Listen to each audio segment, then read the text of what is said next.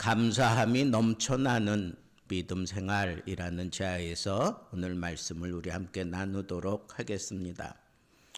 우리가 믿음을 가지고 생활을 하면서 늘 감사를 불러일으키는 그런 방법이 있다면 우리는 그것을 어떻게 해서든지 시행해야 합니다.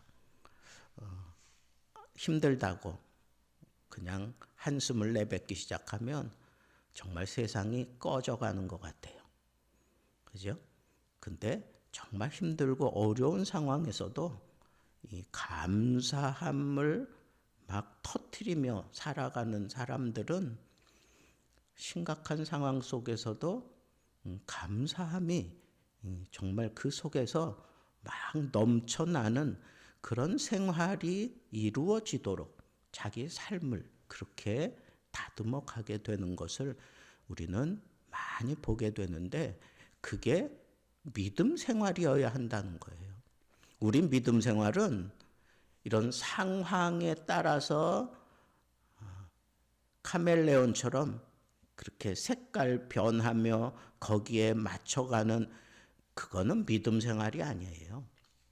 그거는 그냥 지혜롭게 세상의 지혜를 따라 상하지 않고 적당히 살아가는 모습이에요. 그냥 적당히 살면 얼마든지 세상 세파에 시달리지도 않고 부딪히지도 않고 마음에 상처도 생기지 않고 얼마든지 살아갈 수 있어. 그런데 믿음 생활은 그럴 수 없어요. 왜? 믿음이라고 하는 것 자체는 이 세상과 반대 개념이니까 항상 이 세상의 잘못된 것을 우리가 해치며 나아가서 하나님의 뜻을 온전히 이 땅에 실현해야 되는 게, 그게 믿음이고 그것이 생활이 돼야 된단 말이에요. 그러니까 우리가 믿음 생활을 제대로 하고 있는지 한 번쯤은 돌아봐야 돼요.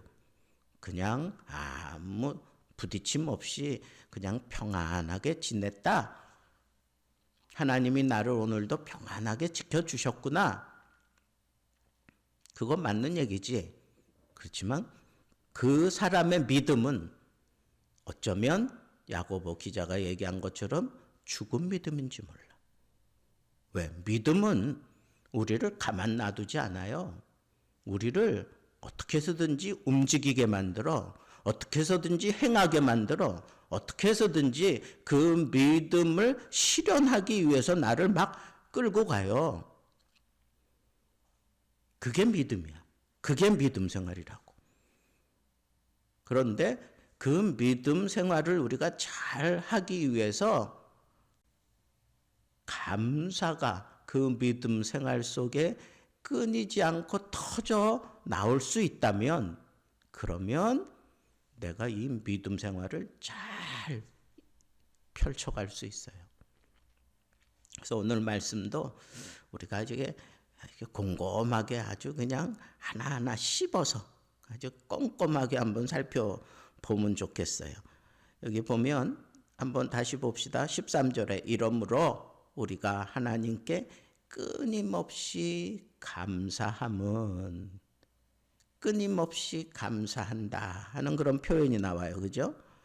이것은 말 그대로 여기 끊임없이 감사한다 라고 하는 것은 이 감사를 강조할 수도 있고 감사를 끊임없이 하게 된다고 하는 것을 강조할 수도 있는 거예요. 그런데 뉘앙스가 조금 달라요. 우리가 끊임없이 감사한다.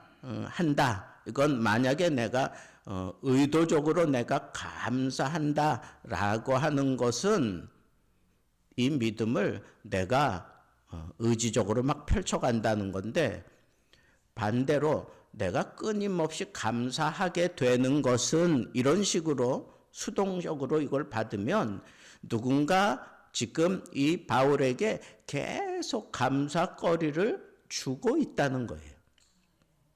근데 이 두 가지를 다 우리가 한 손으로 잡는 것보다는 두 손에 떡을 들면 더 좋잖아요. 그죠? 두 가지를 다 수용하면 좋겠어.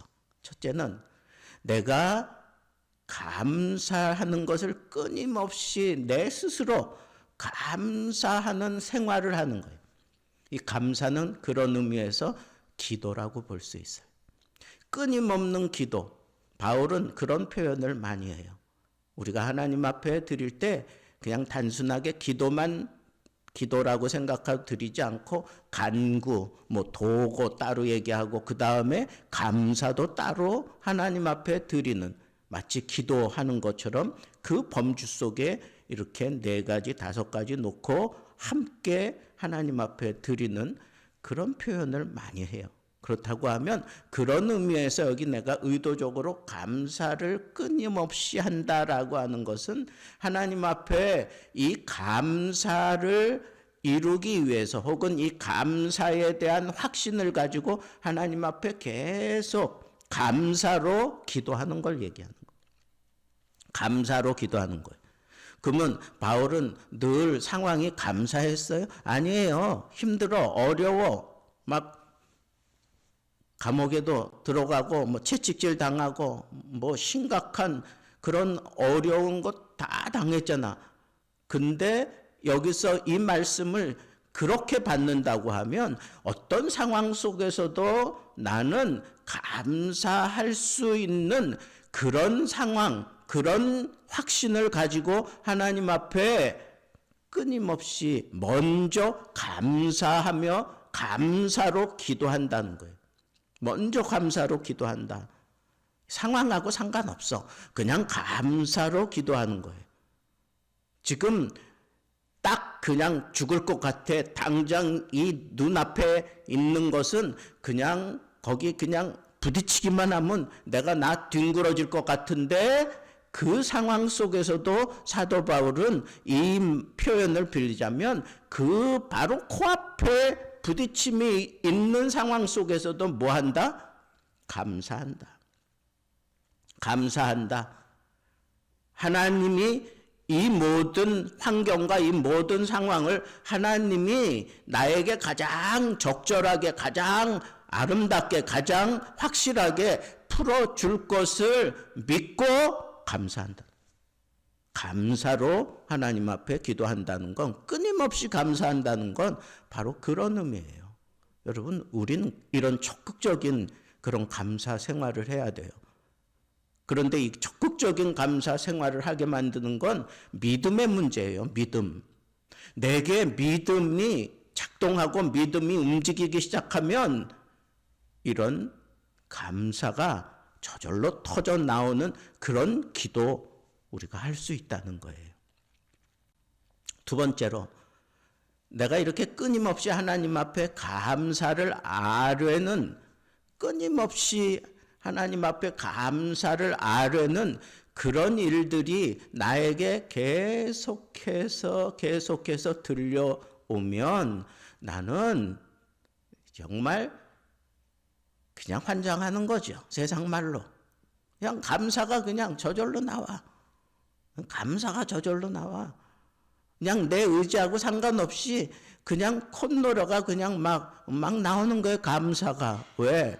들려오는 소식마다 좋은 소식인데, 들려오는 소식마다 잘 된다는 건데, 눈에 펼쳐지는 것마다 그냥 이거 생각지도 못했던 것들이 그냥 막 펼쳐지는데 감사가 어찌 안 나오겠냐고요. 그런 의미에서 끊임없이 감사함은 이런 거예요. 바울에게 이 감사거리를 계속해서 끊임없이 누군가가 주는데 그것에 대해서 내가 반응을 하고 끊임없이 감사하게 되는 것은 바울의 믿음이라는 거예요. 그 믿음, 그 믿음을 우리도 붙잡아야 된다는 거예요. 근데 바울이 무엇에 의해서 이렇게 감사했느냐? 여기 보니까 우리가 하나님의 말씀을 전할 때 그 말씀을 받는 사람들이 바울의 말로 받지 않고 하나님의 말씀으로 받았다는 거야. 하나님의 말씀으로 받았다. 이게 기쁘다는 거예요. 여러분, 저도 설교할 때 이렇게 가만 보면 사람들이 이 설교에 호응하는 이걸 느껴가면서 설교하는 거예요. 그게 안 될 것 같죠? 그냥 되는 거야. 저절로 돼. 아, 저 사람이 졸고 있구나. 이게 그런 거 얘기하는 거 아니야. 내가 설교하는데 그 말씀을 그 사람이 그냥 꼭꼭 그냥 씹어서 삼키고 그냥 막 빨아들이고 막 그러면 내가 은혜 받는다니까. 내가. 나는 열심히 준비했어. 근데 이게 확신이 없는 거예요. 과연 이 말씀을 우리 성도들이 잘 받아들일까? 이 말씀에 적극적으로 호응해 줄까? 이 말씀의 깊은 의미를 정말 이 성도들이 잘 알까? 어떤 때는 제가 이렇게 준비해 놓고도 야, 이거 어렵다. 요즘에는 별로 어렵다 뭐 이런 생각 안 들어. 근데 제가 젊을 때에는요 어렵다 그래서 담임 목사님이 저 뒤에 앉아가지고 듣고는 나중에 그러더라고. 그때 전도사시죠. 강도사시죠. 설강도사. 예. 그거 신학교 아들이나 앉혀놓고 하는 거지. 그렇게 설교하면 사람들 다 줘라 새벽에. 뭐 그러고 그랬는데 그때 그 설교 원고가 지금도 있어요. 지금 읽어봐도 야, 내가 어떻게 이런 설교를 했지? 뭐 히브리어 파싱 해가면서 설교했으니 사람들이 그거 제대로 이거 이해했겠어요? 근데 그건 내 기우야. 내가 참 어렵다. 나도 이거 참 어려운데 잘 받아들일까? 그렇게 생각하면서 설교를 조심스럽게 하는데 웬걸 정말 막 그냥 막 받아들이는 거. 객관적으로 놓고 볼 때 그렇게 하면 사람들 다 줘라. 그렇게 하면 어떻게 듣겠어? 신학생들이나 그런 거 알아듣지. 아니라니까.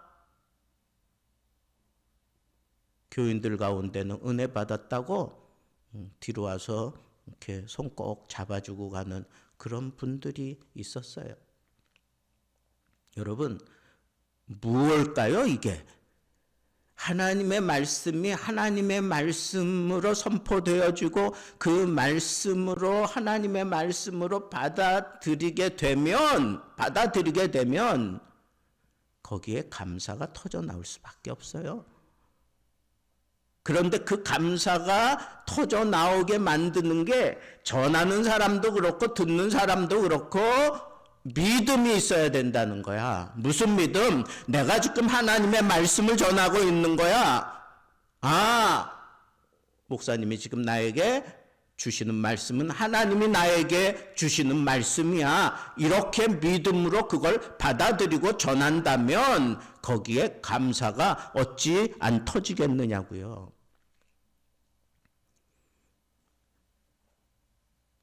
자, 그래서 오늘 말씀도 그렇잖아요. 거기 보니까 너희들이 말씀을 받을 때 하나님의 말씀으로 받아서 나는 참 감사가 끊임없이 그냥 나오고 있어. 그리고는 이 말씀이 그 말씀을 잘 받아들인 하나님의 말씀을 잘 받아들인 그 말씀이 그 속에서 너희 믿는 자 가운데서 뭐 한다 그랬어요? 역사한다 그랬어요. 역사한다고. 하나님의 말씀은 살아있는 말씀이에요. 하나님의 말씀을 내가 믿음으로 받아들이면 그 말씀이 내 안에서 역사한다니까. 이걸 바울은 철떡같이 믿었어요. 그래서 그가 에베소 교회에 속한 모든 지도자들을 다 불러 모아놓고 마지막 그들과 인사를 하고 이제 고별 설교를 하고 떠나가는데 지금 너희들 앞에 참 위험한 상황이 펼쳐진 거야. 왜? 내가 떠나니까 말씀으로 가르치다가 내가 떠나는데 이제 이후로 거짓 선지자들이 와서 너희들을 못 살게 굴 거야. 너희들을 참 힘들게 만들 거야. 너희들이 넘어지는 자들도 생길 수 있을 거야. 그때 내가 너희를 위하여 눈물로 3년이나 눈물로 기도하고 그리고 말씀한 것을 꼭 붙들어라. 바울은 확신했어요. 내가 너희에게 지금 전한 것은 하나님의 말씀이야. 그래서 그 사람들에게 마지막 뭐라 그래? 내가 너희를 주와 우리 주 예수 그리스도와 말씀께 부탁하고 떠난다 그랬어요. 역사하는 말씀께 너희를 부탁하고 나는 떠난다. 그거면 된다는 거예요. 나 없어도 된다는 거야. 나 없어도 된다. 나는 아무것도 아니야. 내가 하나님의 말씀을 하나님의 말씀대로 믿음을 가지고 전하면 그거 다행이지만 그렇지 않으면 내가 너희들에게 아무것도 아니야. 너희에게 진짜 필요한 건 살아있는 말씀이야. 그 말씀이 너희 속에서 역사하는 거야. 내가 아무리 옆에 있어줘도 아무것도 아니야. 너희 속에서 그 말씀이 역사하게 된다면 그보다 더 확실한 것은 없어. 여러분, 우리는 끊임없이 감사를 일으키는 그런 기도를 하고 그리고 계속해서 이런 끊임없이 감사할 수 있는 그런 상황이 내게 막 믿음을 자극하며 막 쏟아지기를 원한다면 하나님의 말씀을 하나님 말씀대로 전해야 돼. 하나님 말씀대로 전해야 돼. 그리고 그 말씀을 받을 때 누구 말로 받으라고요? 하나님의 말씀으로 받으라는 거예요. 그렇게 되면 그 말씀이 우리 속에서 뭐한다? 역사한다고. 바울은 그걸 확실하게 믿었어요. 저도 확실하게 믿어요. 여러분, 제가 이렇게 설교 끝나고 제 방에 들어가서 설교한 거 이렇게 또 잘 정리하고 또 이걸 구워가지고 인터넷에 이렇게 계속 올려놓는 작업을 하잖아요. 누가 보는 사람도 없어. 내가 뭐 나 이런 설교했습니다. 뭐 자랑하고 이런 것도 아니야. 그냥 나 설교한 거 그냥 올려놓는 거야, 계속. 근데 놀라운 일이 벌어졌어요. 지난 주일에는 어떤 자매가 우리 교회에 온 거예요. 예배를 보니까 설교도 잘 듣고 찬송도 잘하고. 끝나고 이제 같이 식사하면서 알게 됐어요. 저희 교회로 어떻게 오셨습니까? 그랬더니 그냥 잠깐 들렸다는 거예요. 근데 이제 이렇게 저렇게 얘기하다가 보니까 이 자매가 인터넷 유튜브 상에서 제가 설교하는 걸 어떻게 들었어. 그리고는 그 들은 것을 자기가 마음에 담고 우리 교회를 찾아온 거예요. 말씀이 역사한 거 맞죠? 제 얼굴 보고 찾아왔겠어요? 아니, 제가 전하는 게 그 자매도 그런 얘기를 몇 번 했어. 자기는 이런저런 실망을 참 많이 했는데 목사님은 설교를 들어보니까 목사님은 진실되게 하나님의 말씀을 제대로 전하시는 분 같아서 자기가 왔다는 거예요.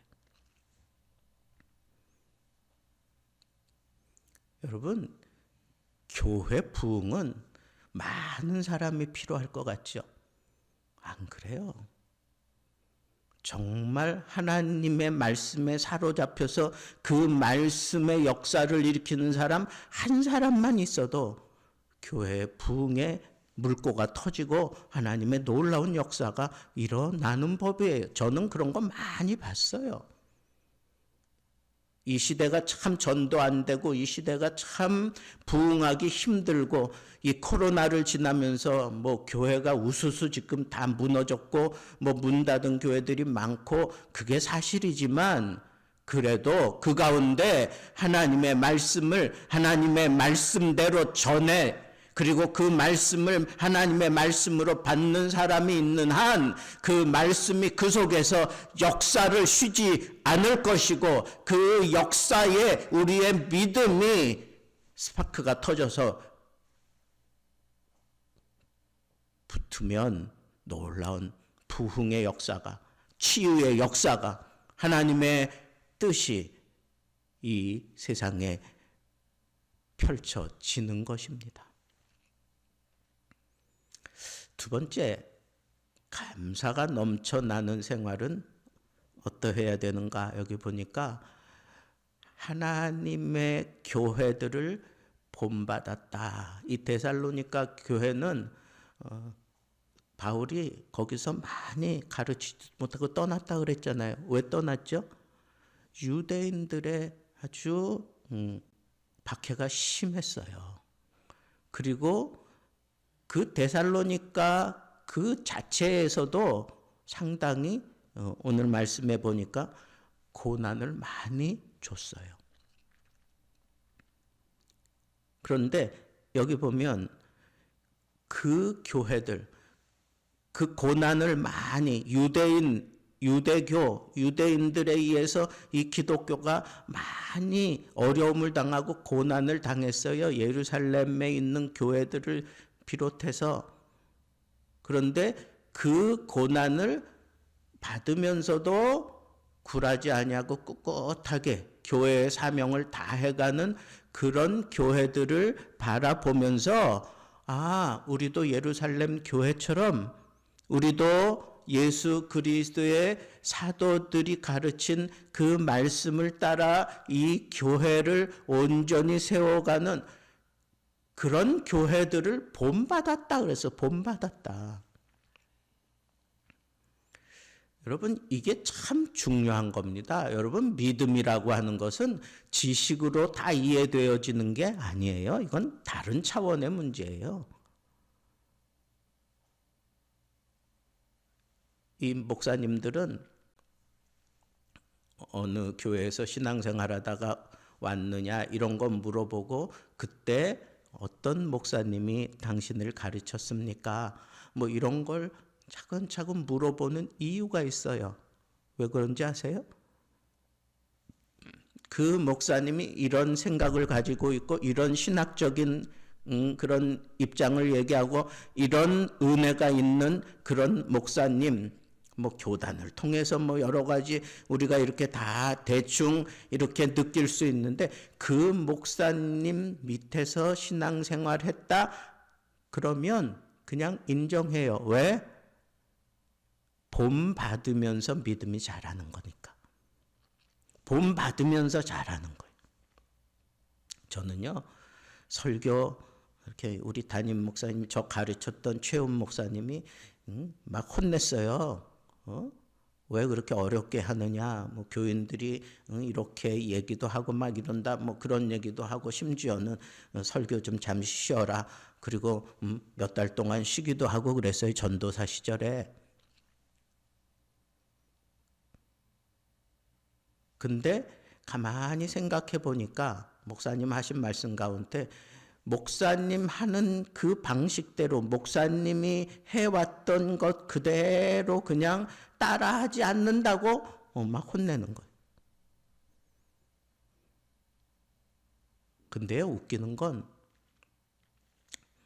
제가 이제 다른 교회 가서 뭐 헌신 예배 설교하고 어디 가서 이렇게 설교하고 그러잖아요.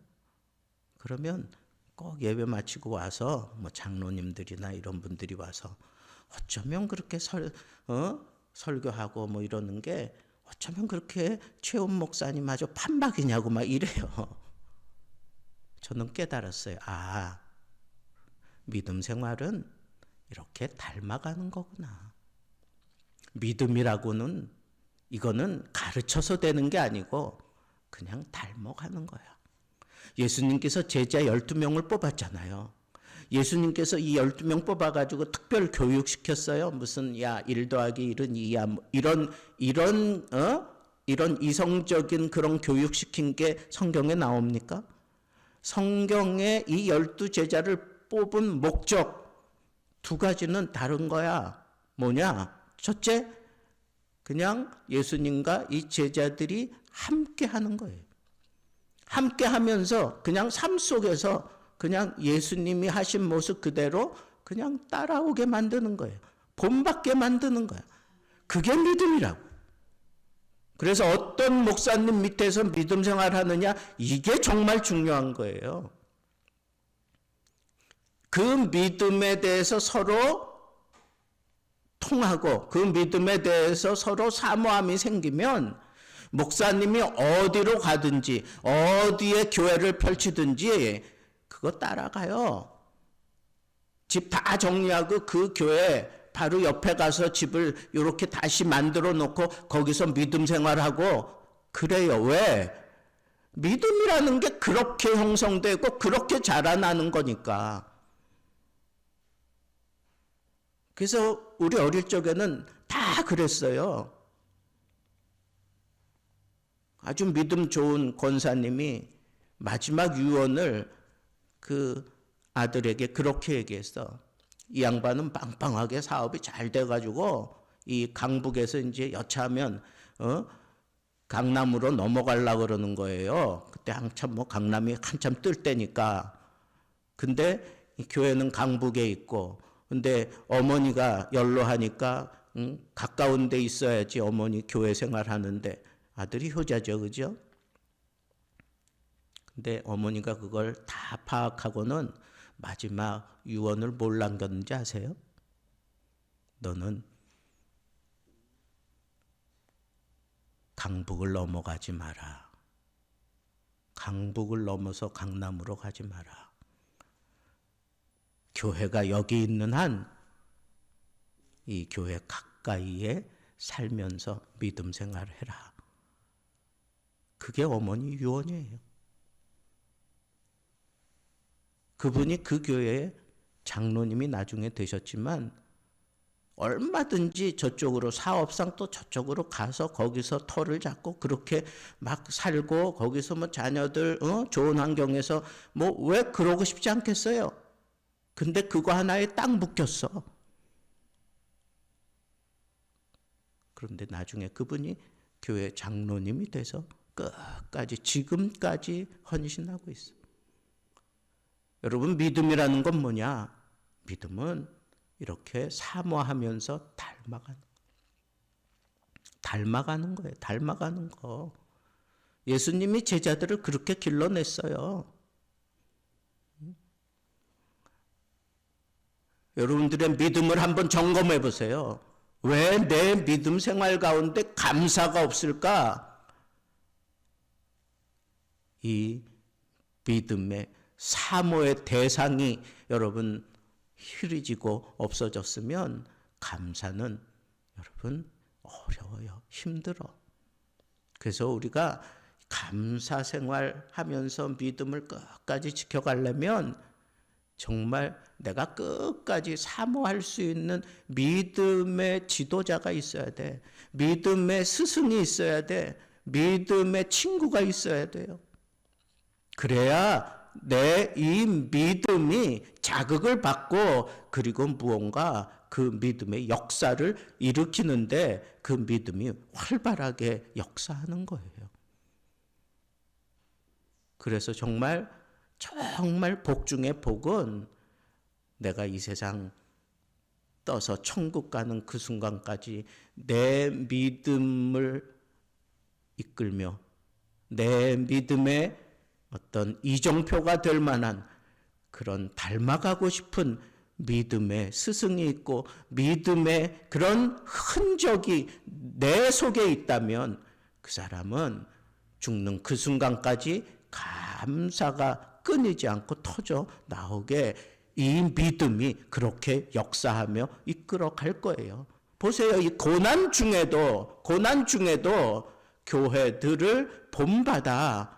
이건 그대로 제록사하는 거야. 그대로 닮아가는 거예요. 그러니까 믿음이 그치지 않는다. 감사가 그치지 않는다 그랬어요. 마지막 한 가지는 간단합니다. 뭐냐? 유대인들이 어떻게 했어요? 여기 보세요. 유대인들은 예수와 선지자들을 죽였어요? 그리고 예수 믿는 사람들을 쫓아냈어요. 하나님을 기쁘시게 하지 않았어요. 모든 사람의 대적이 됐어요. 그리고는 우리가 이방인에게 말하여 구원받게 함을 그들이 금하여 그랬어요. 그들이 금하여. 그러니까 전도하지 못하게 그렇게 금했다는 거예요. 자기 죄를 항상 채우고 노하심이 끝까지 그들에게 임하였느니라 그랬어요. 하나님의 노를 늘 머리에 그냥 얹고 살았다는 거예요. 왜 이 얘기를 하는 거예요? 유대인들이 고난을 주는데 지금 이런 모습으로 심각하게 고난을 주고 있는 거예요. 혹시라도 나에게서 이런 모습이 있지 않나. 그리고 이런 유대인들과 어떻게 하라는 거예요? 내 삶 속에서 이 유대인들이 저지른 이런 모든 악행을 내 믿음 속에서 떨쳐내라는 거야. 그런 것들 함께 가지고 있어서는 믿음의 역사가 나 안에서 일어나지 않아요. 치유의 역사가 그 기도 가운데 일어나지 않습니다. 그러니까 여러분, 감사가 넘쳐나는 그런 믿음 생활 3가지.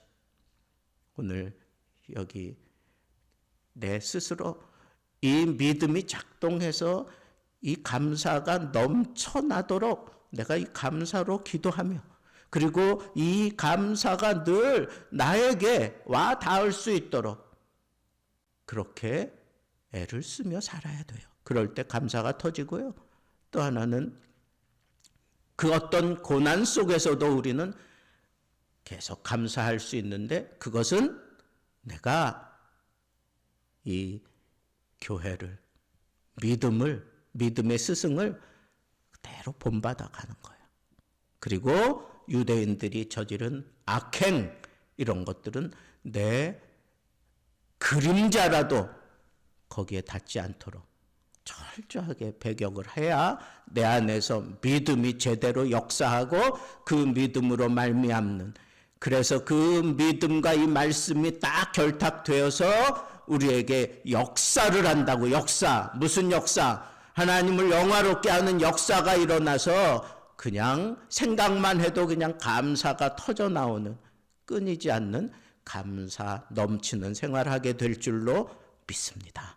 이런 멋진 감사하는 그런 믿음의 사람들 되기를 우리 주님의 이름으로 축복합니다.